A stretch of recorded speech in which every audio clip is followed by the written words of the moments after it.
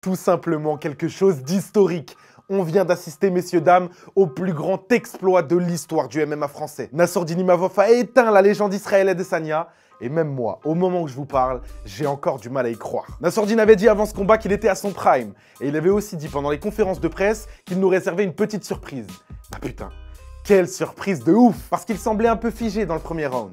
Une reprise gagnée par Adesanya, qu'il a remportée en faisant du Adesanya, installer son striking, distiller son jab et fatiguer son adversaire pour s'imposer à l'usure. Il a aussi parfaitement défendu toutes les tentatives de takedown de Nassourdine et c'est un peu à ce moment-là qu'on a eu peur et qu'on s'est dit que peut-être la marche était un peu trop haute pour le français. Là, entre les deux rounds, Nicolas Hoth lui conseille d'utiliser bien plus ses feintes du bras avant.